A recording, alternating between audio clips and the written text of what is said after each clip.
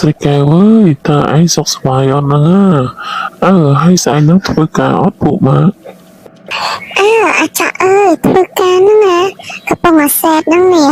គិតថាទឹកហ្នឹងបានសម្រាកម្ដងដល់អីធ្វើការទៀតអញឮមើលមេថាអាទិត្យក្រោយនេះគេឲ្យសម្រាប់មួយអាទិត្យអញ្ចឹងយើងចាំឈប់អាទិត្យក្រោយទៅមិនមកទៅស៊ីអីជុំគ្នាអីណែអារឿងស៊ីវាគ្មានបញ្ហាអីទេវិរីនឹងទៅចំណេះក៏ប៉ុន្តែណា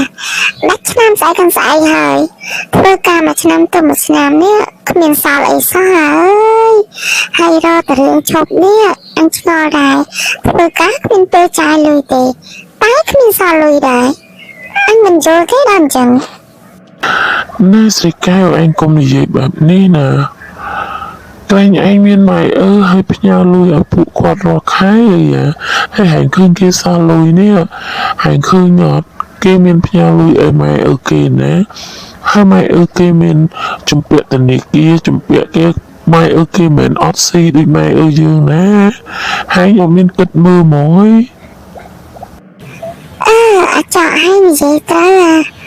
អញ្ចឹងតែមើលទៅពួកយើងមិនក៏មិនចឹងមិនមកទឹកក្រោយចាំស៊ីអីជុំគ្នាហ្មងទៅយើងបើអញវិញម៉ែឡើងឆ្ងល់មួយខែគ្មានសល់លុយតែគាត់មានគិតមើលថាមួយខែអញផ្ញើលុយគាត់រហូតនេះបើសិនជារកប្រពន្ធវិញគ្មានលុយទៅដល់ប្រពន្ធទេអញតើសួរពួកម៉ាក់ធ្វើមកទេពួកយើងជាបែបហ្នឹងហើយបើអញវិញគ្មានណាគេស្រឡាញ់ទេបើរាល់ថ្ងៃរកសម្រាប់រឿងខ្លួនគ្មានផងហើយ